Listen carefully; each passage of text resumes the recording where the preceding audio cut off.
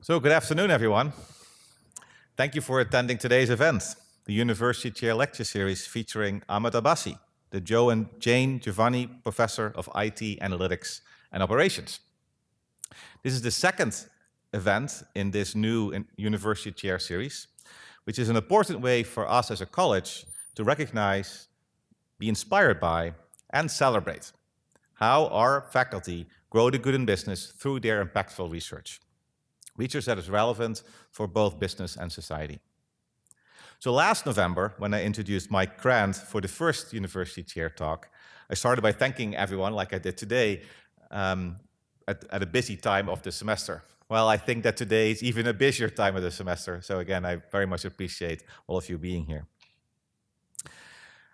I want to start also by welcoming a special guest, Xin-Chun Chen, the Regents Professor and Thomas R. Brown Chair of Management and Technology at the University of Arizona's Eller College of Management. Thank you so much for being here, and if you don't mind me sharing, on a special day for you, also because this is the Professor Xin-Chun Chen's 65th birthday today. So congratulations.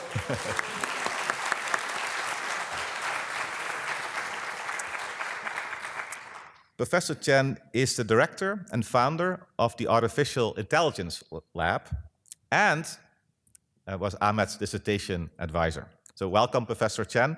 We are very thankful that you could join us. In a few moments after my introduction, Rob Easley, the chair of our Department of Information Technology and Analytics and Operations, will further introduce Professor Chen, who will then introduce you, Ahmed.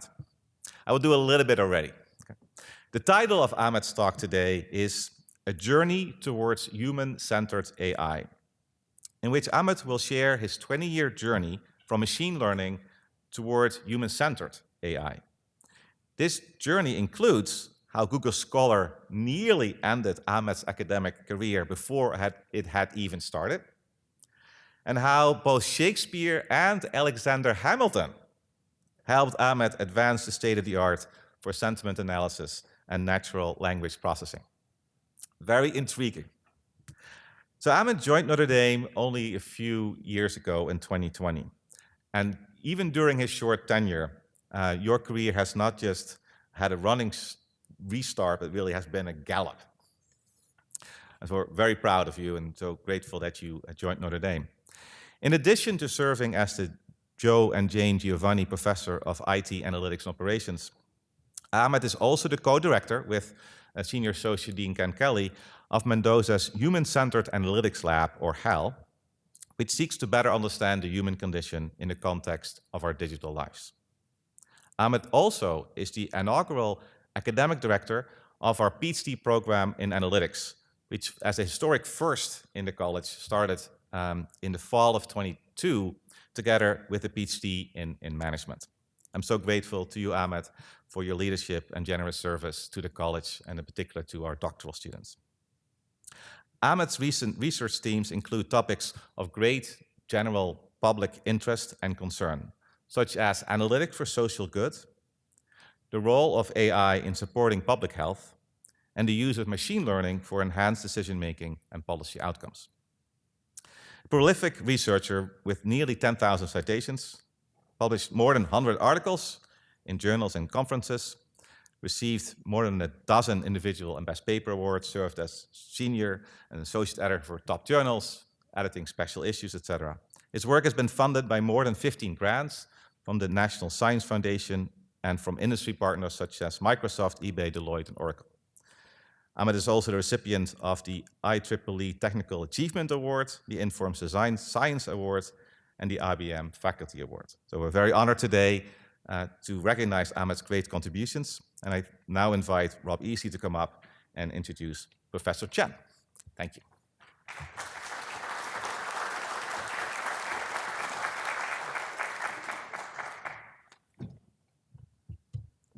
Thank you, Dean Kremers, and welcome to this University Chair Lecture. It's my honor today to introduce Professor Xin-Chun Chen, the University of Arizona Regents Professor of MIS, who also holds the Thomas R. Brown Chair of Management and Technology. Professor Chen has authored over 600 papers across top journals and proceedings in information systems and computer science.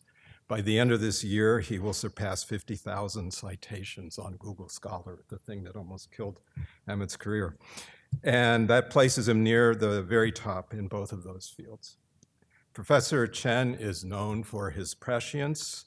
While much of the world may think that AI is something that just erupted on the scene this year, he founded the Artificial Intelligence Lab at the University of Arizona in 1989. That lab has received over 60 million in research funding over the years and helped lay the groundwork for much that has come since then.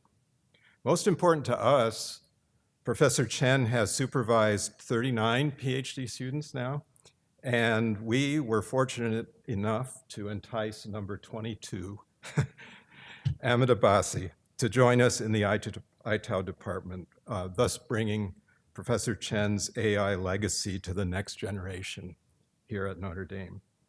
You'll hear more about Ahmed in a bit, but he tells me that Professor Chen is an avid basketball fan and that his PhD students were hesitant to guard him too closely during pickup games.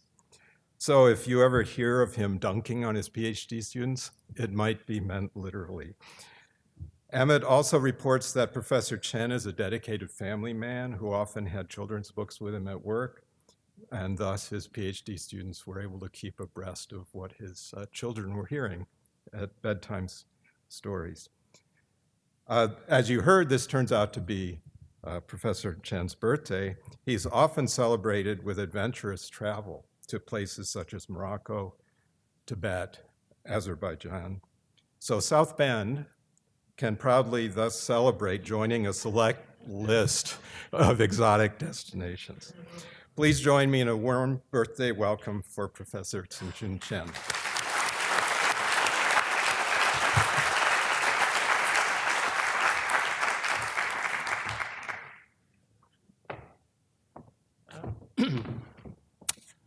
Can you hear me in the back?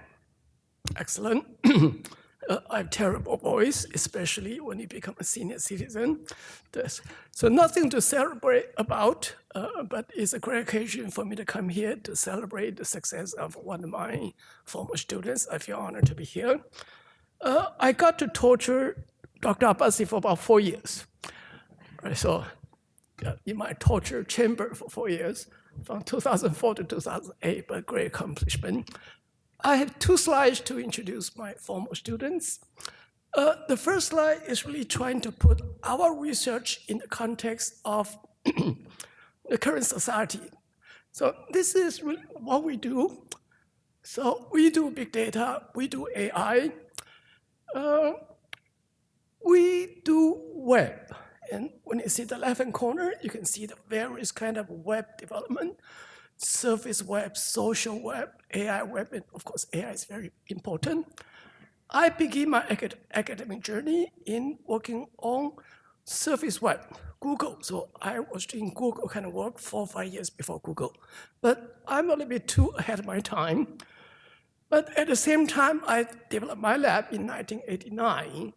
And it's still the only AI lab in the business school, which I'm going to explain in a few minutes. So in these days, of course, on top, these are the World Wide Web and big data. And with the data, you can drive the engine of AI. Without the AI, the Gen AI, large language model, cannot be successful, as you know. It had to eat up a lot of data.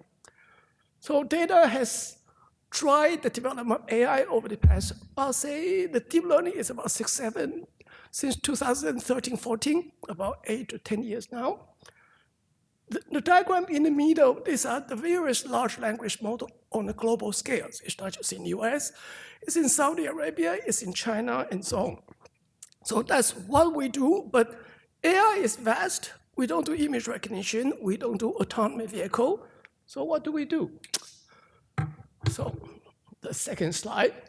On the left side, this is our academic lineage. So we start from Herbert Simon, often called the father of AI. Right? He passed away at age 86. He founded Carnegie Mellon University, an economist. He's the only computer scientist who won the Nobel Prize during the war. And continuing on, so it's always dealing with how to use computer to simulate human intelligence. Harry Popper was his student, Vasant was Harry Popper's student, and I was a student of Vasant, right, at NYU. But we are about as close to each other in age. I'm only younger than him by about 4 years, so you can see the age difference. But the top two persons have expired. So they're at 78, 85, and so on. And now we have a new legacy. Ahmed is at the chain of academic tree. I know he's producing more students as we speak, so that's on the left side. But the interesting thing is that all the AI people is on the left side. We are all in business school. All right, so this Herbert Simon's influence for as an economist, using the theory to drive the computational science, become the father of AI. And the Harry Popper expert system, Vasant big data. I do a lot of AI for business intelligence and so on. And now Ahmed is doing human-centered analytics, which has a strong AI bent to it. On the right side, so that's at the bottom, my department has been in existence for 50 years. One of the two oldest MRH departments. We build a system, very computer science approach. We seek funding and we try to create impact. And then getting to me, I've been doing this for 35 years. And you're going to see Ahmed's surface along my most famous project. So you can see the edge index. Ahmed is still trying to catch up. I don't think I can ever catch up with Dr. Herbert Simon. He's among the highest one in the world, basically. Computer science audit field, to reach 450,000 citations, that's unimaginable. So we all do academic things, but I build system, and I may also build system as well. So I have a project called DLI, Digital Library Initiative. That's the beginning of the search engine. That's Google and Yahoo. That's how I started. Then a project called CopLink, search engine for cops. So I started getting into the dark side. And then dark web. The project was actually run by Ahmed. So he was my cash cow. Writing proposal. A writing proposal is nothing. You have to actually get it. If you don't get it, writing proposal, you're just wasting time. High success rate. Without him, I don't have my lab. So during that time, dark web, I do health, Civilink. AZ Secure is a cybersecurity program. Also in blue, Ahmed was the first one that started my cybersecurity career. So tracking, gang narcotic member, dark web track terrorist, jihadi members of the world, Hispanic, Arabic and Farsis and whatnot. AZ Secure is tracking Russians on the cyberspace. Right? So very interesting problem, very data-centric, use a lot of AI. And getting back now to Ahmed, so from AZ Secure, I started the cybersecurity program. Now I'm doing AI for BI business intelligence, and I just told Ahmed a couple of months ago that I'll be stepping down from my university capacity, and I'll be running the AI program for this little company called TSMC. If you know it, you don't know what the company is, but let me just put out hope. So Ahmed's. So he was student 22, and AI lab have a particular style. It's like a computer science lab in business school. We look for interesting high-impact problems. So we co-authored 17 journal papers. He's probably still the most prolific PhD student with me. And his area, as you can see, that dark web and AZ Secure. So he was running dark web, and he did social media analytics using the web, but these are jihadi members, and these are security concerns and so on. He looked at sentiment, he looked at authorship of different writers. These are anonymous people posting crazy things on the web and so on. But of course, it's dual-use technology. We use that to study e-commerce and so on. And he published a lot of paper at ACM. This is Computer Science Journal. Got a lot of citations. And he helped me develop this AZ Secure program. Cybergate and AZ Protect, both of them, both paper got published in MISQ, the best journal in our field. AZ Protect got the best paper of that year. Right. So a 16-year career, extremely prolific. But I think the strength is really looking for interesting, high-impact problem continuously and never ending. So with that, in my introduction, so he was tall and handsome. He's still tall and handsome. That was 2008. Yeah, so that was his cohort, and on the left, a little bit dark, so he was very buffed at that time. So that was, he was working out, and so it's great honor to be here, even though I'm a little bit sad, senior citizen. Now, but I'll get a discount 20% off, for most of the ticket stuff. So, Ahmed.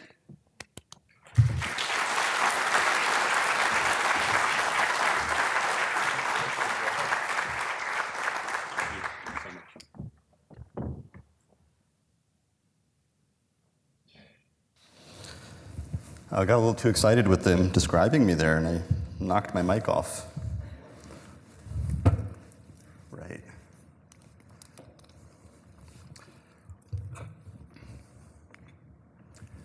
Thank you all for being here. It's a pleasure to be presenting to all of you.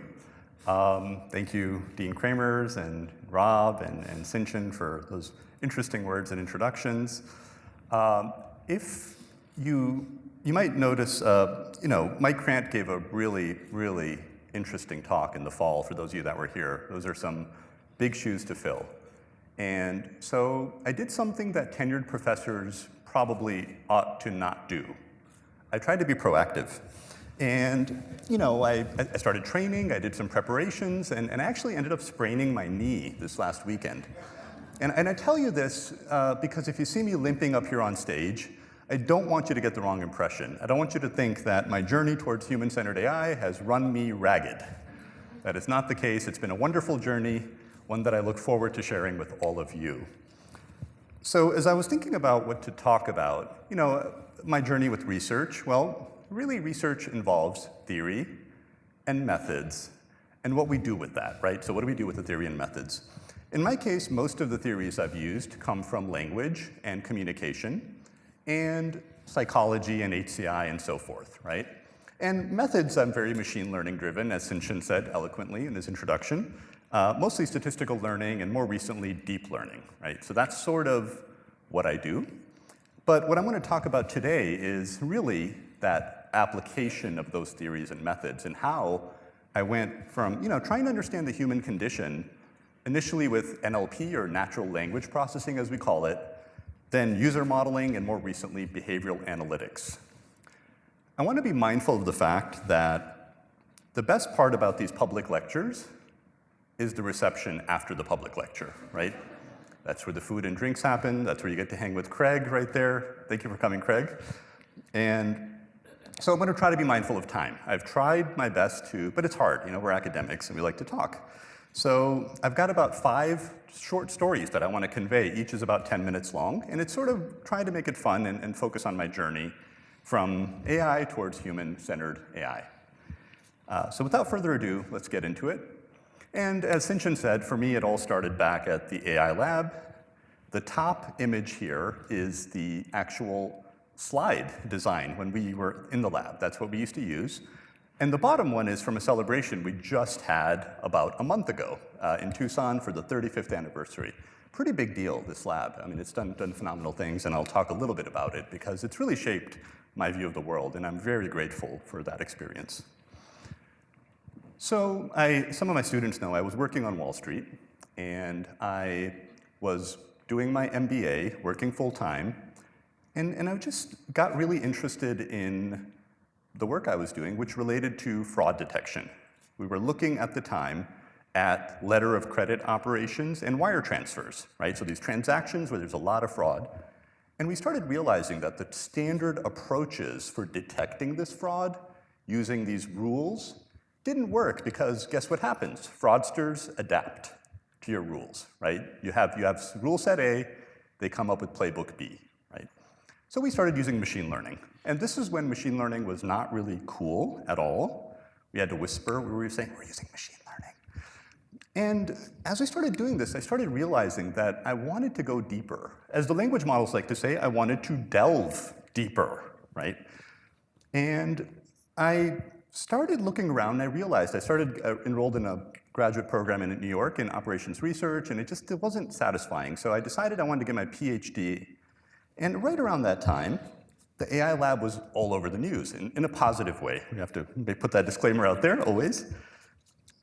So Dr. Chen was featured in Newsweek. He was called, developing a Google for cops. And he was also in the New York Times and so on and so forth. And I decided I wanted to get my PhD from the AI lab. And I wanted to do it for 3 reasons. The first reason was, at the time, the notion of doing applied research in a business school that involved machine learning and AI just didn't exist, right? There was no other place where you could really do that. So that was number 1. Number 2 was, as we were doing fraud detection, realized that we really liked text mining, natural language processing, and because we had these descriptions in the letter of credits and in the fraud wire transfers, and we didn't really know what to do with it. We didn't know how to extract fraud cues from that information. So for those reasons, I was really interested in going. And number 3.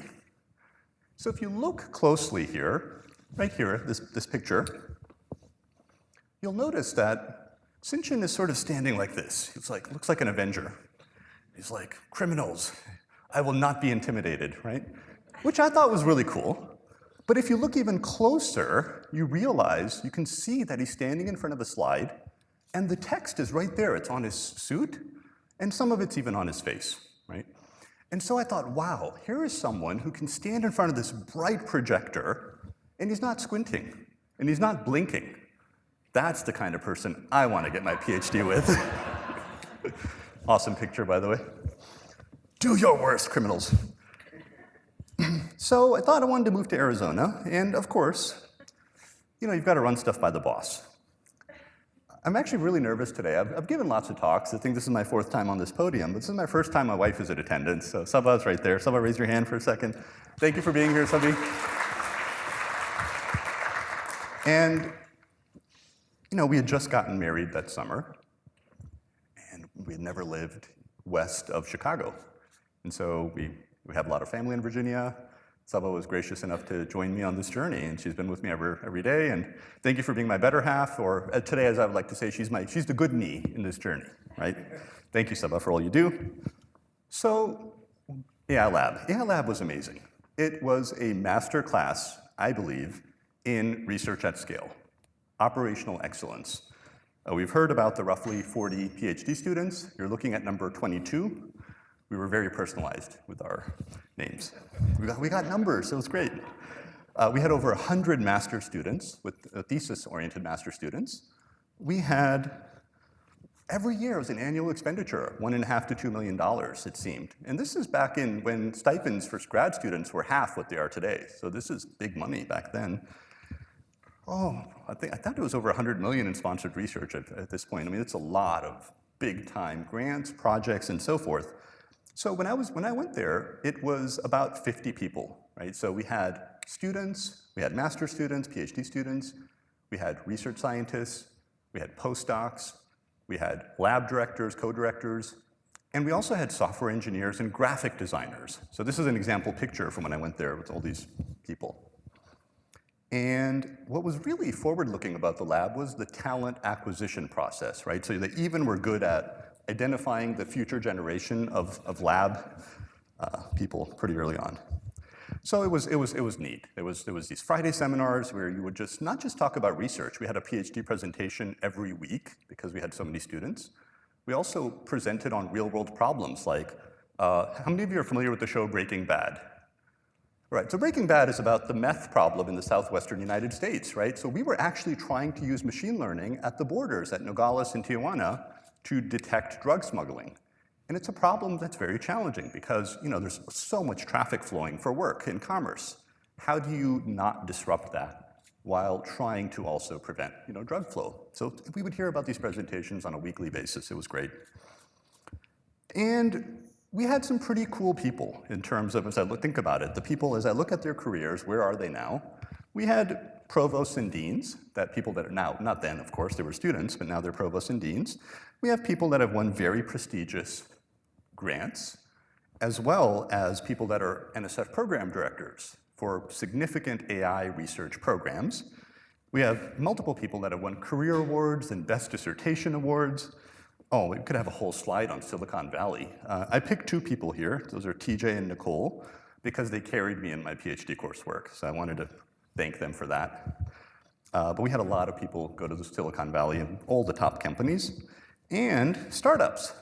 One of the cool things at Mendoza we like to do is ring bells, right? We just had a pretty epic, great form, by the way. It was just perfect.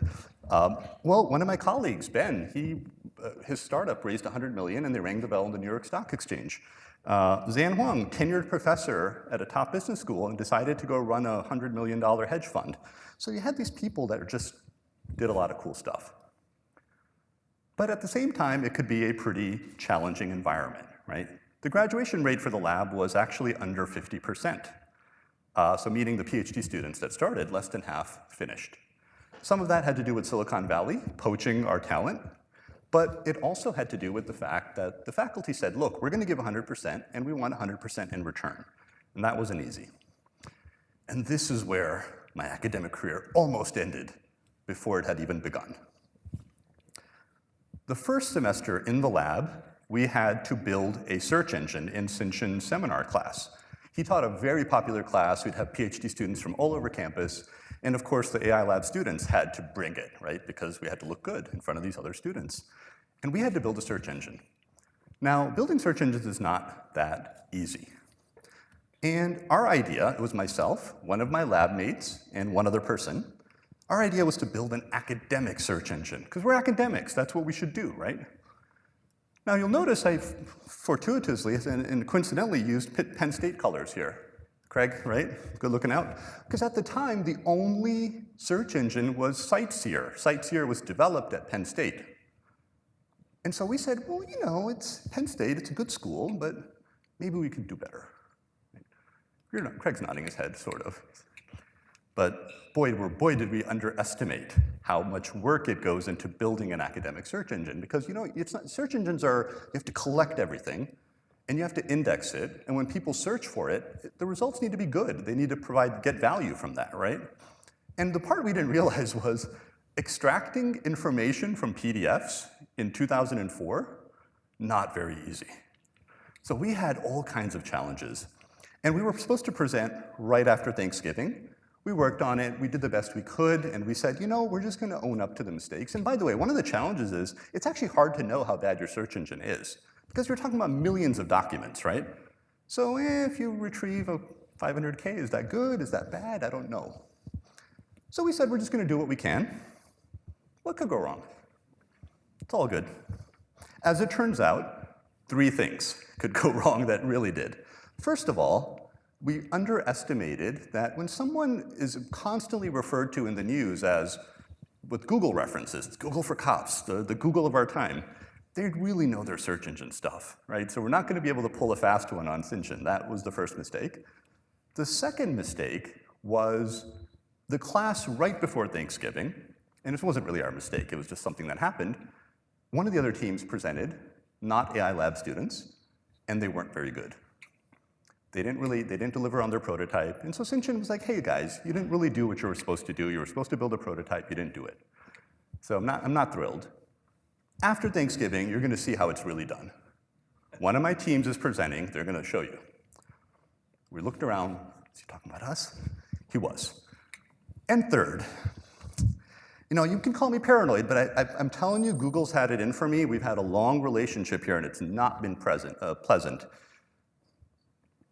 Literally days before our presentation, guess what happened? Google Scholar came out. What are the odds, right? Unless they planned it, right? That's what I'm saying. So the problem with this was, A, we knew exactly how bad we were with our search engine. You just did a search. Oh, I didn't know Sinchen authored these other 76 articles that we don't even have in our index. Right, first rule, if you're gonna present to someone, make sure you have their articles in the search engine, right? I'm gonna spare you the gory details. Well, suffice to say it was a character building exercise.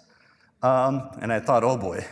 So I think maybe we should move back east, but it ended up working out well. And you know, Sinchen and I have had a wonderful relationship. By the end of that year, I was running big projects and it was kind of all good. But Google almost did me in, right? So that's where my journey began, and it was about analyzing topics back then. So topic analysis, which is, from documents, and there's an AI element. It's not human-centered, really, in my opinion. It's just, what is the composition of these documents? So then I started working on my first dissertation chapter, and I was really excited about this because I grew up in Virginia, and in Virginia, we love the Founding Fathers. Right? You all might think you love them in the Midwest. We really love them. I went to elementary school in Mount Vernon, the birthplace of George Washington. I was at Mr. Jefferson's University for a while as a professor.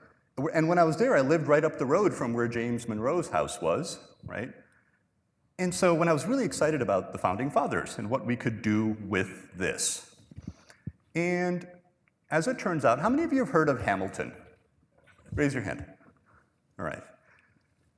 Yeah, and so, it's funny. I used to say this 10 years ago, and people were like, what? Can you be more specific? And it's partly because of this really cool musical. Is that fair to say? Like, a lot of the musical really brought it. It's an awesome musical, great soundtrack. Often the roots are on there from Philadelphia, so John's blasting them at research meetings. And so basically, Hamilton is also, once upon a time, by the way, there used to be a cash, right? We used to actually use currency. Hamilton's on a $10 bill, right, as well. So there's this reference.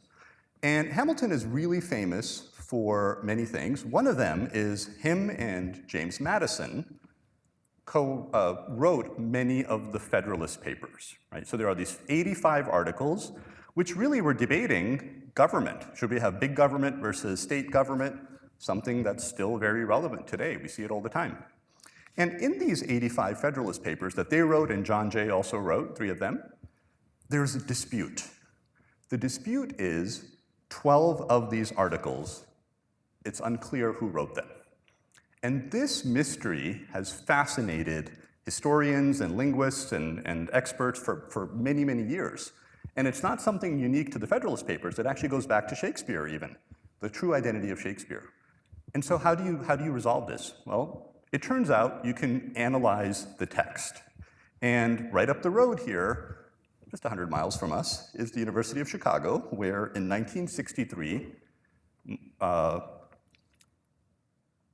David Wallace and Fred, I always forget Fred's name, Fred Mosteller, wrote a seminal article on using statistical analysis to understand the Federalist Papers. And it was cool because David Wallace was one of the early people to do computational analysis, linguistics, analyze text. And what they did was they looked at how often Hamilton and Madison use certain words. And these are not like complex words like delve. We're talking about things like by, from, to, conjunctions, stop words, words that we use all the time. And research has shown these words, because they're used subconsciously, they're actually a really good indicator of style. So we all use them, but some people use them more, others use them less. And so here, it's kind of hard to see this, but Madison uses by more and so forth. And they didn't just do this basic descriptive analysis, they actually built discriminant analysis models, which Ron Fisher developed, that'll make Ken happy. And they also did Bayesian models to do this. So they used Poissons and negative binomials and so forth. And so this was really cool. And so here I was looking at style analysis because of online cybersecurity problems, and now we had this literature to go off of. And what I did was we sort of adapted this to cyber context. And there's a lot of good use cases for this, right? One is detecting cyber criminals, and Jin talked about that. But you can also look at how employees in organizations are behaving and differences of that kind. And that's what we did in our MISQ paper in 2008. How many of you remember Enron? Or have heard of Enron if you don't remember it, if you're younger? Yeah, so Enron was this big accounting, financial misstatement, fraud scandal, Houston-based energy company, cooking the books. It brought about a lot of changes in how we think about accounting with Sarbanes-Oxley and other things as a result of that, right? They actually ended up releasing the entire email corpus through the Freedom of Information Act for the Enron employees. It's a data set our students use all the time in their class projects. And one of the interesting things is we used this style analysis stuff that we were doing with these 300 variables to look at style differences for employees that were involved in the scandal versus those that were not, right? So if I were to show you, here's an example, and this is basically a two-dimensional representation of what we call a right print. A right print is this idea of we're going to take these features, we're going to low dimensionality, and kind of what does your writing style look like? And we had a temporal component. So the green dots here are emails written after the scandal's heating up. People are getting worried that there's going to be exposure. The red emails are pre-scandal, right? So if I were to show you these two employees, employee A and B, which one do you think might have been involved with the scandal? And by the way, these emails, we intentionally excluded any scandal-related emails. Yes, so from my screen, okay, I've got to, oh, that is correct, okay, I've got to get Martin's perspective. So employee B, clearly, you see this difference in the style. And this was what we showed in our MISQ paper, that in addition to the cybercrime and other use cases, you can use style. Style is very powerful. It shows, it sheds light on how we're thinking and feeling. It's a part of our identity, and it does get disrupted by stress and other factors. And that's what this showed here. So I thought this was really cool, and this is around 2015-16 now, fast forward. I started doing STEM programs for inner city kids in Atlanta to try to, freshmen, trying to get them involved in science. And I thought, okay, now that Hamilton the musical's come out, and I have Enron and I have these other stories, this is going to be awesome, I'm going to go and I'm going to crush it. They weren't really impressed, actually, until something else happened. Where are the Swifties at? Do we have any Taylor Swift fans? Yes, represent. There we go. Maggie, thank you. I thought your hand would be up higher for that, but raise the roof. So Taylor Swift, we love Taylor Swift at Notre Dame, as we should. In 2016, there was a song Calvin Harris and Rihanna wrote called This Is What You Came For. Big hit. And people started to say, hey, this song sounds a lot like something Taylor Swift would have written and done, right? But it was written by someone under an anonymous name. And then this controversy erupted. Did Taylor Swift write it? And it turned out she did write it, and she was actually background vocalist on the song as well. What's fascinating was what I did, what got these kids interested in science, in my opinion, was when I showed an analysis of the lyrics of this song and compared it to other Taylor Swift songs. You notice that the style print, the right print, is very similar. And I'll spare you the details, but they were like, okay, this is good. So it turns out that's what got these kids excited. So now I had been doing the style work, which I thought was pretty neat. And what kind of put me on the map a little bit in the language community, NLP community, was extending it to what's called sentiment analysis. So sentiment analysis is one of the most important areas, most studied areas in language, which is basically, are people positive, negative, or neutral about what they're talking about, right? And as it turns out, it's important for so many reasons, right? It's important for customer churn, it's important for employee turnover, it's important for political polling, it's just, you get a sense of the pulse of society. And what we did, which we thought was kind of neat, which no one had done before, although people were writing a lot on sentiment analysis, was we showed that adding style helps you better understand sentiment. Let's think about this.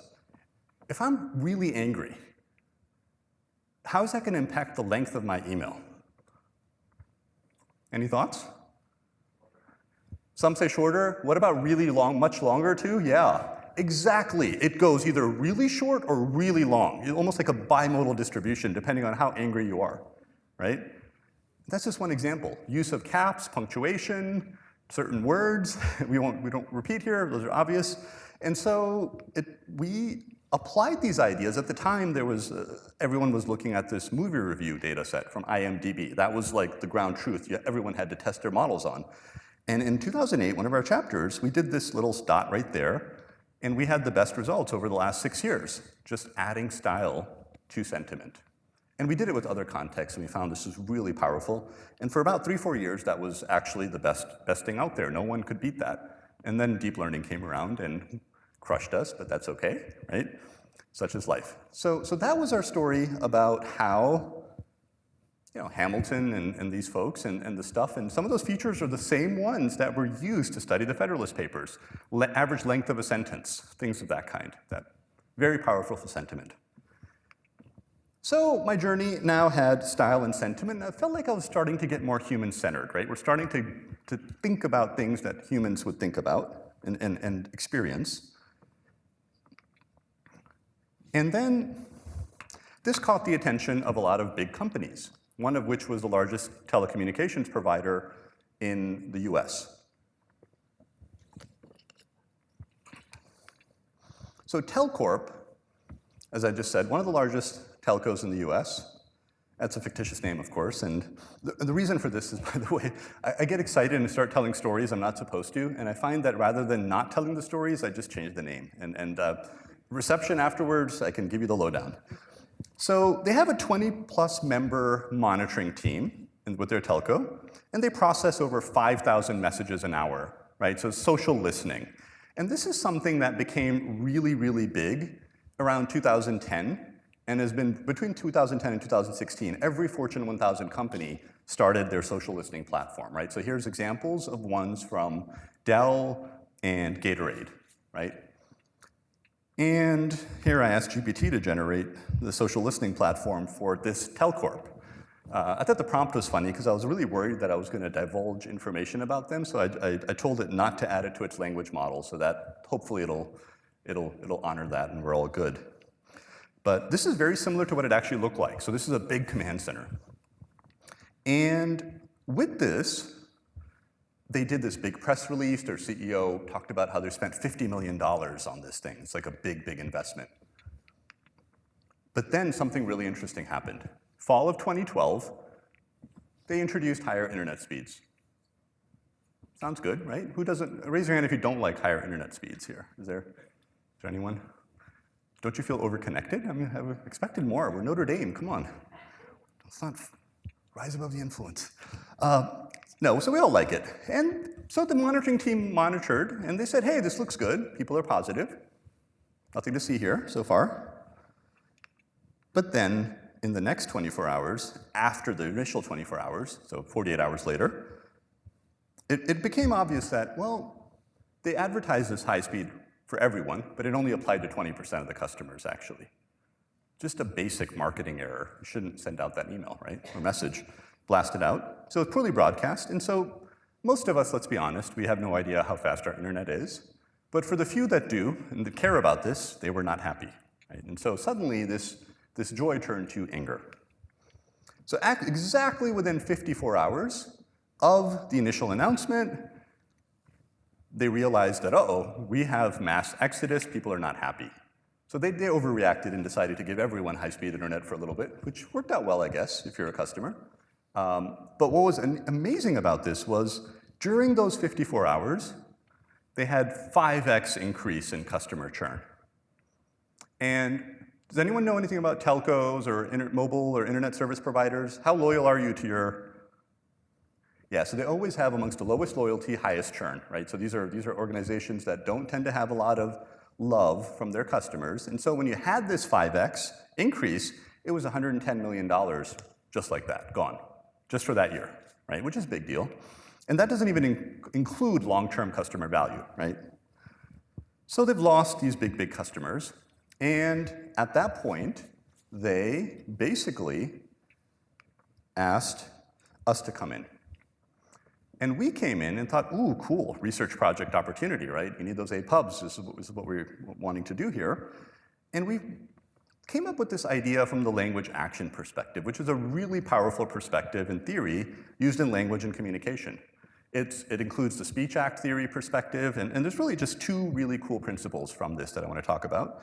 The first is that when you consider messages, you need to consider the conversational context, which makes sense, right? That's pretty intuitive, I think.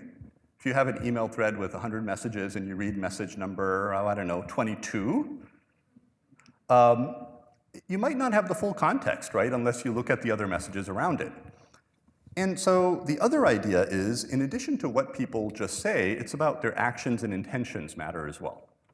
And so this was developed by Terry Winograd, who's a HCI rock star at Stanford. And this is just an illustrative example of this. Basically, this is a conversation that's a negotiation between two parties. And the idea is, instead of just focusing on what they actually said, let's focus on what their actions and intentions are. So in this case, someone's making a request, they're making promises, they're withdrawing, and you also see the back and forth. And it turns out these two types of information are extremely valuable when we are trying to make sense. So sense making is a very important idea that's been studied in many fields. And if you want to have sense making, supporting that with machine learning, it would be good to have this perspective in there so that the decision makers can have that background. So that's what we said, and then here's an illustrative example. Let's assume I just have this thread here. This is what it would look like if I applied those two ideas. I've literally just taken all of these messages. These are 4 executives interacting on a merger for tea manufacturing. They want to think about what to do. And on the right, you have the 4 different conversations, who's talking to whom, and what are the speech acts that they're using. So those are the basic idea. Let's have more granular information about actions and intentions. And this idea, we then applied it to Telcorp. So this was fun. We were like, yay, consulting project. We just get to go in and tell them what they did wrong, right? How much fun is that? So it turns out when you look at those conversations that these teams, monitoring teams, are looking at, they were generally positive, and it's hard to see this, but at the very bottom here, there are some conversations intertwined where people are talking about switching, leaving, I'm done. And that doesn't show up in terms of just topic and sentiment, because the sentiment's actually not as extreme as what they're saying. So the intent is there's sarcasm, there's other devices at work here. So disentangling conversations allows better granularity. Also, reply-to relations. How do we know who's responding to whom? Very important. And so the gray ones are all misclassifications if you don't correctly do it. So within conversation threads, we don't have the coherence here. And now, mind you, as humans, we're really good at this, right? This is no problem. I could show you those 20 messages, and you would pick them apart easily. But it takes time. And these teams are analyzing thousands and thousands of messages per hour. They don't have that time. They need help from the machine learning.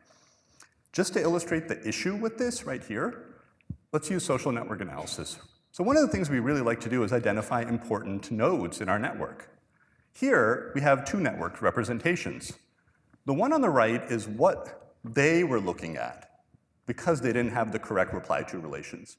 So those red nodes, very important, they look like they're central, but in reality, if you have the correctly constructed network, those are what we call high betweenness nodes. Those are bridge builders. I just got a thumbs up from Maggie, who teaches this stuff in the PhD program. Did I say that correctly? Yes. So those are bridge builders. They're basically people saying, okay, I'm going to go from Facebook and post something to Twitter, or vice versa, or I'm going to, across. And those are very important nodes that in any network, they're controlling the flow of omni-channel communication. We see this in political networks. We see this in customer networks, employee networks. There's a lot of articles in Sloan Management Review about these types of nodes. They're very important. Turns out they weren't looking at those people. They were looking at the wrong people, like for their influencers, if you will. So, long story short, we made these recommendations to their CEO, CTO, et cetera, at the company, and they weren't thrilled, but they were, not upset at us. It's not our fault, but they weren't thrilled. So, I had GPT recreate the moment for all of us. And it's quite interesting. If the prompt says consultant, this is what it generates. But then I said, let's change it. We were all professors and we're doing research. We weren't really, consultants, and this is what it generated. I have to tell you, having that chalk board in the room made all the difference. That's what got the executives on board. So we're high-fiving. I'm like, I could get used to consulting. I want to, fire up the resume, send it off to Goldman. And then they're like, well, and they look at each other, the CTO and CEO, and they're like, no, this is great, but can you actually, how do you incorporate this? How do we do this? And we said, well, gee, it depends. That's what consultants say. But we didn't know. No one had done it before. And suddenly we thought, ooh, this could be a research project. So ChatGPT, can you help us out with the mood? So there we are. So we did what anyone would do. I grew a beard, apparently, and we cloned one of our other authors because we needed the firepower, right? We needed to tackle this problem, and we tried to get to work. And the big problem wasn't so much, can we do it? It was actually, how do we measure success? You see, in science, we have, this is what we call the counterfactual problem. If I have a system and I make it better, how do I know it's better, right? Because in that time period, these big incidents aren't going to happen. What I described was a black swan. The only way to really, we thought, do it was to do a randomized control trial where you have the control setting and you have a treatment setting and observe it over time, which we do all the time in our research, right? Except here, we have physical command centers. So we told them the only way to do it, we think, is you'd have to build a second command center and go Amazing Race. You guys know Amazing Race? Like literally 2 teams, 3 months, no conversation, and let's quantify what they come up with, and then we can see if it worked better. And we thought this was going to be the end of it, right? Because that's expensive. It's challenging. And they loved the idea. So we said, uh-oh, now we have to do it. So we actually did this A/B test, essentially, or control experiment. So here's the workflow, and this was just fascinating for us because the system, that's what we replaced. We basically said we're going to have a status quo system in the workflow, which is what they, business as usual, what they do with topic and sentiment, and we're going to have this new version, which includes these language action perspective ideas. So we have the conversations, we have the reply to relations, we have the speech act labels, we have new dashboards in addition to what they had. So the B setting was A plus additional stuff. And on top of that, we had 4 types of metrics. Perceptions of analysts. Jason Colquitt sitting there, he knows how important perceived usefulness and ease of use are to us in information systems. It's like literally, we have to have it, right, Jason? We had actual usage of the systems. We had their productivity measured through volume and quality of reports they generate. So they have to generate tickets, it gets into like a help desk type scenario, but also quantified business value. So 4 types of metrics. And we ran this 3-month Amazing Race, and what was really cool about this was they split the team up. We randomly assigned, based on, we had their performance of the team members. They had 23 people, and we split it. We kept 12 in the existing system, and 11 were assigned to the new one. And they had separate, non-co-located command centers, separate lunchrooms. I mean, not that they would be discussing tickets, but we just wanted to keep it totally separate for 3 months, right? And after 3 months, it's kind of hard to see this, but we found that using the system actually reduced their cognitive load, so their perceived usefulness was higher, their actual usage was higher, their productivity, this was the most important thing, because the reality is what we saw with this black swan, some of it was they didn't do their jobs properly, let's be honest, but it triggered something, but the most important thing is they went from taking 84 minutes on average to 30 minutes. To figure stuff out because we were providing them the tools to do the sense making. And in 3 months, there were no big incidents, much to our chagrin, but $7 million total lift over that. So we were stoked. We were like, okay, this is really cool. We've actually did a physical A/B test. We called it the Amazing Race because that show was really popular and our cloned co-author loved it. He was just really into it. So we thought, this is great. So once again, back to high-fiving. I shaved. We ditched the clone. It was just getting awkward. I mean, he was just there and didn't say anything. But then we were like, this is good. We're going to publish this article. And then, ChatGPT, can you please help us here again? Reviewer 2.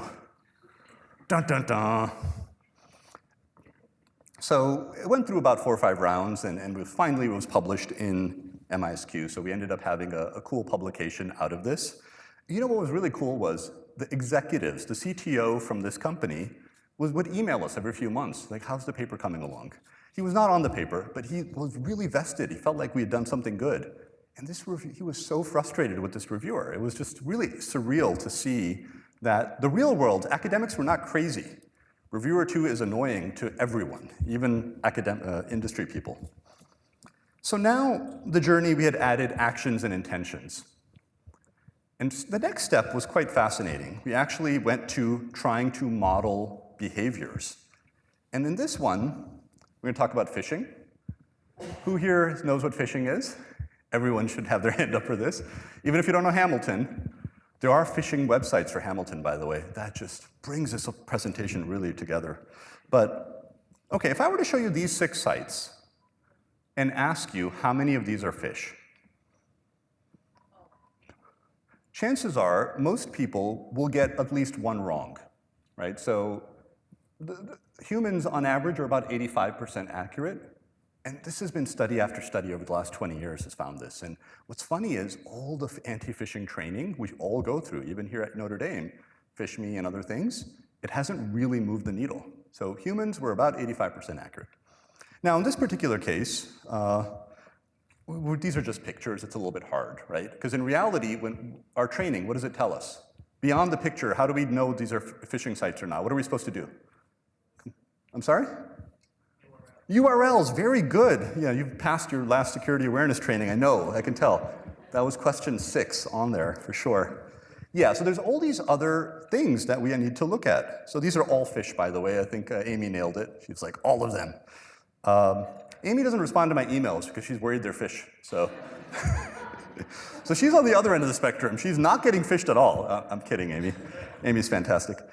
So it turns out these are what are called fraud cues. Fraud cues are these indicators. Good, now when I talk about Alfonso, he won't be here. Just kidding, I'm kidding. These fraud cues are basically signatures in websites that we can use, and it turns out they are very similar to the style cues earlier. So phishing sites have a style element to them. And here's an example with Bank of America. The phishing site, the URLs, the content, there's differences because they're engaging in, they need return on fraud. And for return on fraud, you need to have certain cut corners in certain ways, right, that you just don't with legitimate websites. So the same idea for detecting people's anonymity abuse or looking at Enron employees could be applied to these websites. And that's what we did. And we were approached here by one of the largest security companies, and again, reception conversation if you'd like more. And this one's actually a case. So in the case, I have their name, and I teach it to all the MBA students, and PhD students. But unfortunately for the research, I'm not allowed to use the name, which is kind of weird. But so phishing is a big problem, millions of dollars a year, and we were approached because we detected in that MISQ best paper I showed you. We went from about 85% detection rate to 95%, big jump. And they wanted us to do a field study, to be like, hey, can we do this with our actual employees? Employees of our customers, so B2B, and end users, and can we show that value? And so we said, yeah, let's give it a shot. 3-month test happens. The VP for innovation comes back to us, and this is how he opens the conversation. Good news and bad news. Boy, that one, I never got used to that, never like it, right? Who likes good news and bad news openings? No one, right? We like Hamilton, we like Taylor Swift, we do not like good news, bad news. Well, the good news, they said, was actually really good news. We thought that would be the end of it. It was that it worked. Our tool could help them. The ability to detect phishing sites is around 95% or whatnot. We said, okay, this is fantastic. I'm going to spare you the GPT high five image. I think we've seen enough of it. But we were happy. Turns out there's bad news. It didn't make a dent in terms of reducing susceptibility rates. So the way it works is we detect the phishing site, we give people a warning, and they have to adhere to the warning. We had a better mousetrap, and people still weren't adhering to the warning. Now you might say, well, why do we need to give them a warning? Why can't we just block the site? Well, everyone's tried that. Remember, these tools are only 95% or so accurate. They have false positives. Imagine tomorrow if you're trying to, those of you who are staff, you're trying to go to GLEZ and look at something, and it gets blocked for being a phishing website. Major disruption to workflow. So because we have false positives, we can't just block everything. We have to give people choice. Choice matters, as it turns out. Much to my chagrin sometimes, but with users, choice matters, right? I'm kidding, of course. So they went on and said, if we could figure out a way to not just detect these sites, but what if we detect who's going to be susceptible to them? So instead of predicting the threat, what if we try to predict susceptibility to the threat? And this is really important because, as it turns out, in any organization, including Mendoza, there's what we call the 80-20 rule. In this case, 80% of all clicks on these threats come from 20% of the employees. So now, let's extend our blocking idea. Why don't we just fire these employees, right? What do we need them for? Turns out, they are some of the most productive and valuable employees. We have to keep in mind, security is a secondary task. And secondary tasks, we shouldn't be making our decisions. The primary task is the work, and these are some of the best workers. By the way, I've been in departments. You can almost predict using H-index and citations who's going to fall for a phishing attack. So I've got to start getting really careful as my career is progressing. But inverse relationship there. We're absent-minded. I mean, it's bound to happen. So we actually designed a tool to predict susceptibility to phishing attacks. And the idea was, we said we're going to use, we identified a bunch of variables, including perceived usefulness and ease of use. Those are essential elements in MIS Quarterly and ISR articles. We had those. And we basically found that the reason people don't adhere to warnings is based on these different factors. There's tool factors, there's the threat, and then there's user characteristics. And also, we figured out that there's this funnel of behaviors, what people are going to do, how they engage with the threats. They visit, they browse, they consider legitimate, they intend to transact, and they actually transact. So these are funnel stages, similar to e-commerce funnels, engagement funnels, et cetera, right? And so we built this model, and then we tested it. And we tested it in these 2 organizations with about 1,200 employees for a year. We wanted a year because there's all these seasonal effects, right? Holiday season behavior is very different, summer's different, so forth. We tested it 12 months. And by the way, this is what the funnel looks like. This is what we predicted, but this is what it actually looks like. So very few of these phishing threats slip through, maybe on average 3 per month per employee. But when they slip through, 50% visit rate. These are very major financial hedge funds or legal law firm. Those are the 2 companies. So these are stressful environments. They're clicking on stuff. They're working hard and they're falling to clicking on it. They're browsing it. Thankfully, then they're not actually transacting. And transacting here would be providing information like passwords or downloading malware, et cetera. So that's where they thankfully aren't doing it as much, but still, 3% of the time they're intending to, and about 3% they're actually doing it. So wow, okay, and we could predict it, which was cool. But we didn't do any interventions, right? We just were seeing if we can predict. Then the idea happened that, well, can we use these predictions to calibrate the warnings?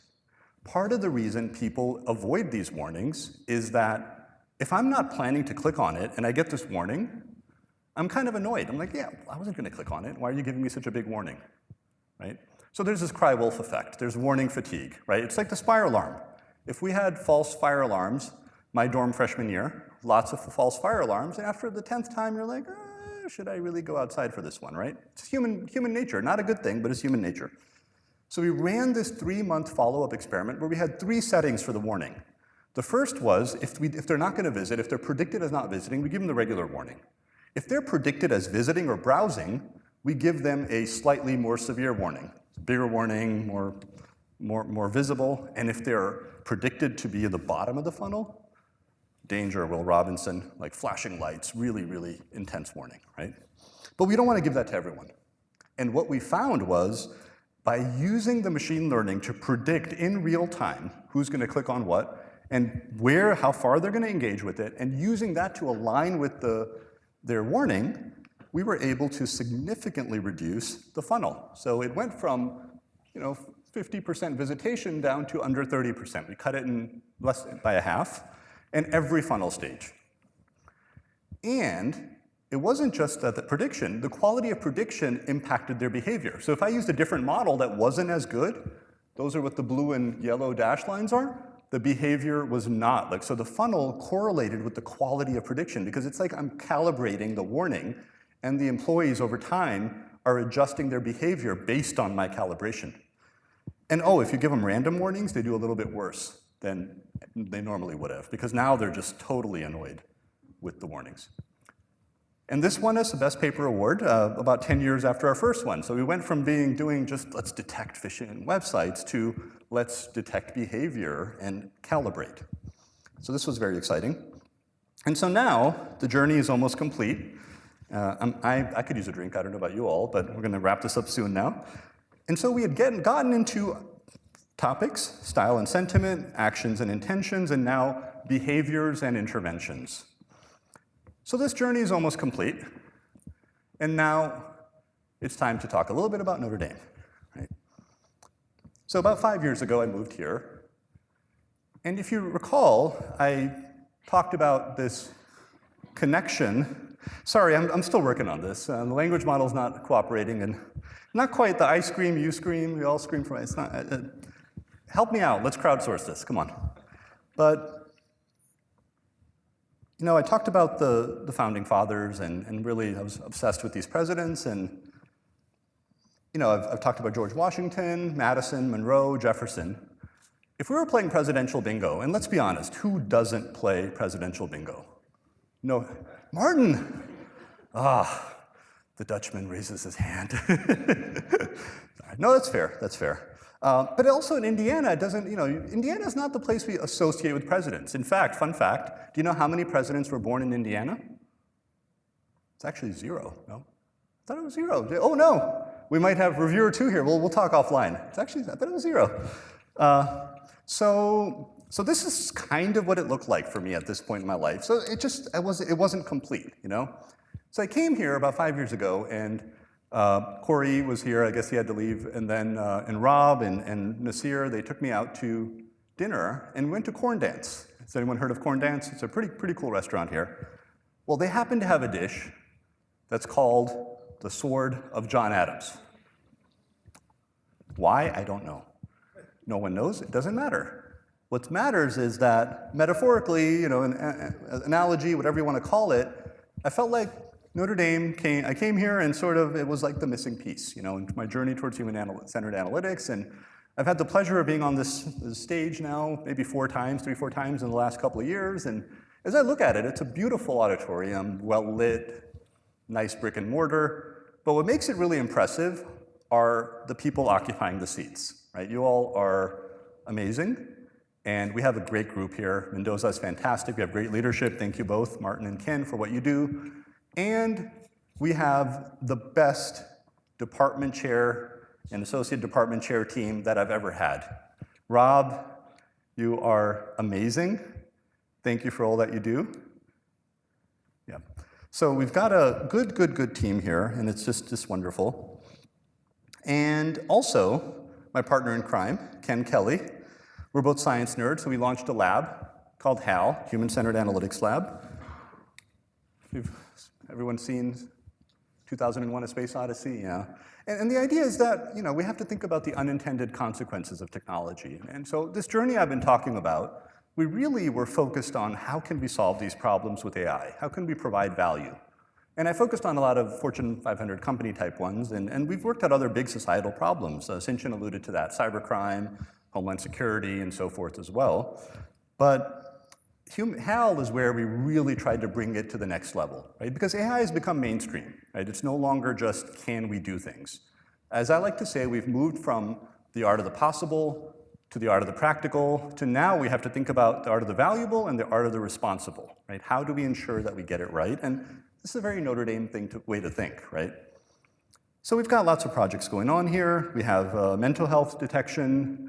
I see Ryan Cook, one of our awesome PhD students sitting here. Him and Ruyang, who's one of our other students, has got a paper under review looking at this problem where psychiatrists are completely overwhelmed with our mental health crisis. We do not have enough healthcare professionals to serve the communities that need to be served with mental health problems. How can we use AI? How can we analyze remote interviews that are happening in a privacy-preserving manner between physicians and patients and provide those decision aids? We've just submitted a couple of big NIH R01 grants on this, so fingers crossed, and working with Emory University for about 10 years, and so it's an exciting project. We're also looking at the opioid crisis. I talked earlier about meth with Breaking Bad, big problem in the southwestern United States. Here we are in very close to the opioid belt, right? So the opioid belt, Ohio, West Virginia, Kentucky, and one of the big challenges, and this sounds really sad to say this, is that when there's a really strong batch of opioids, the number of overdoses shoots up. And so detecting those strong batches that addicts gravitate towards is actually a really important problem. So we're looking, here's an example of a Reddit where there's a lot of slang in there. I had to learn opioid language to understand it, actually. This didn't make sense to me. But that's basically a reference that, hey, this is a message in a certain part of Ohio that we're going to have a big batch. And within a week, there was a spike in overdoses, right? So how can we help EMTs with this problem, where, amongst other things, they just want to know how much medicine they should be stocking in the ambulances to revive people if they have to. It's a very kind of practical and kind of sad problem, but an important one. And so we've analyzed, given my background in large-scale analysis, we can analyze, this is 40 million online documents, and we analyze it and try to detect these issues in real time, right? And so we're working with that. But then there's these other things you have to think about. You have to think about privacy.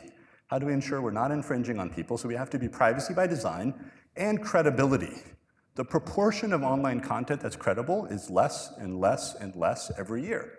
So smaller signal, bigger noise. We are trying to detect those issues. And of course, with that comes the importance of AI governance. With everything we do, we have to think about fairness. Is it fair? So well-intentioned machine learning in all these contexts. Well, let's take the employees. What if the models were misclassifying women employees much more in terms of their threat behavior, such that they're not getting the same quality of service as the male employees are, right? Raise your hand if you think that's a good outcome. Well, that was an illustrative raise. I definitely don't think that's a good outcome, for the record. So this is what we call, and the problem is challenging because we have machine learning pipelines. We have these pipelines where we're doing these things, and it's not just one model. So here's an example with hiring. Well, I'm building a hiring model. I want to screen my candidates, and I want to score the candidate resumes. We can use machine learning. That means if I have bias in my models, it can cascade across the pipeline, right? That's a huge problem. And then there's other situations where those models are deployed in other policy outcomes called upstream, downstream. And in both of these situations, the models are problematic. They can have all kinds of cascading effects with the bias. And this is a paper that John Lawler led. And Kezia's right there. So one of our first PhD student papers at Mendoza, in the top journal. Give them a round real quick, if we can. Well done. In fact, I think Kezia made this diagram, which is in addition to running models. But basically, what we found is it's really hard to do fairness. Fairness is not easy. If you just think about this pipeline, well, we just talked about being unfair to women. It turns out for different subgroups, I could have older men, younger women, and it sort of becomes this sort of seesaw of how do I balance the fairness for these different groups. So immediately I have to think about those trade-offs, right? And so that's just within one machine learning pipeline, like this hiring one. So basically, GPT made me a seesaw. We have to balance this. But then it gets more complicated. We don't just have one machine learning model anymore. Most organizations have hundreds of AI models they're constantly running. And when we think about responsible AI is not just about fairness. It's also about privacy. It's about explainability, interpretability, the role of the human in the loop. Well, let's take privacy. Privacy means we don't have PII information about people, right? We don't know their demographics and so forth. Fairness is defined as not having disparate impact, and demographics are one of the important dimensions. So right there's a big tension between those two. So when we think about this question of is responsible AI impossible AI, hopefully not. We don't mean that. We're looking at this problem very closely, and we think there's a lot of opportunities here. But what it does mean is, if we define responsible AI through some objective optimization function, sure, we can get a Pareto optimal solution. That's just going to be an average of a lot of sub-solutions.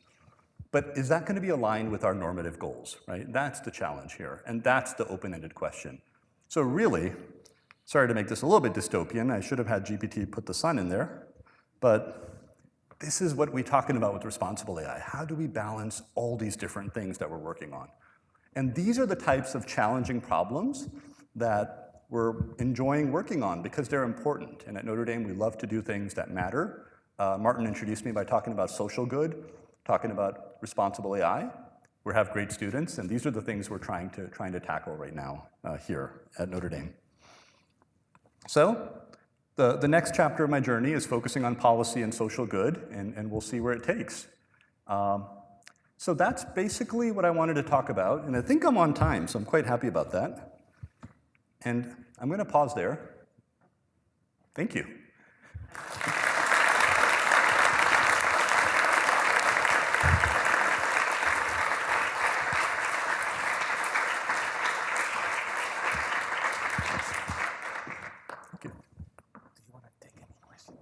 Yeah, so regarding questions, I mean, I guess I could maybe take one or two if you'd like, and after that I thought the reception might be a better place for questions as well, if people want to come. Does that seem okay to people? All right, good. I'll take maybe like a couple of questions if someone has something they want to ask, or... I get a lot of questions about the Taylor Swift right print. And I don't have it with me today, so unfortunately. Anything? Okay, well, I think we'll just, we will take it offline. Thank you again for being here. I appreciate your time. Thank you so much.